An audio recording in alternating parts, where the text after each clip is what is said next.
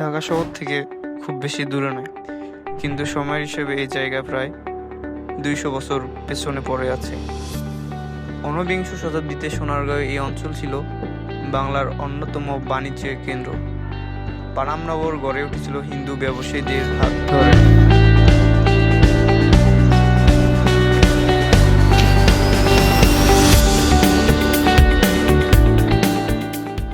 জ্বালানির, সুতি কাপড় আর নানা পণ্যের ব্যবসায় বাংলাকে পরিচিত করেছিল দূর দেশেও। এক সময় এই শহর ছিল প্রাণবন্ত, ব্যস্ত, সমৃদ্ধ। কিন্তু সময় বদলেছে, মানুষ বদলেছে, শুধু থেকে গেছে ইতিহাসের নীরব সাক্ষী এ নগরী। ইট পাথরের এই শহরটা শুধু ধ্বংস নয়, এটা সময়ের সমৃদ্ধ বাংলার গল্প। এই পথ দিয়ে হেঁটে গেছে ব্যবসায়ী, জমিদার আর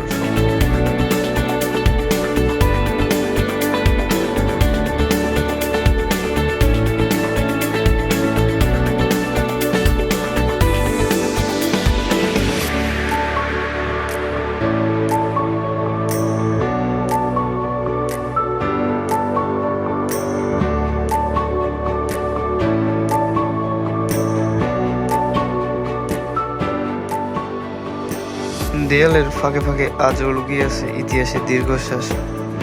পানাম নগরী, যেখানে সময় থেমে আছে আর অতীত এখনো কথা বলে। এখানে দাঁড়িয়ে মনে হয় শহরটা হারায়নি, শুধু নীরবে অপেক্ষা করছে আরেকবার বেঁচে ওঠার। ইতিহাস আর ভ্রমণের এমন আরও গল্প পেতে আমাদের চ্যানেলটি সাবস্ক্রাইব করুন। ভিডিওটি ভালো লাগলে লাইক দিন, আর আমাদের যাত্রা সঙ্গীতে ফলো করুন আমাদের ফেসবুক পেজ। নতুন গল্প নিয়ে আবার বের হবে ইতিহাসের আরও এক ঠিকানায়।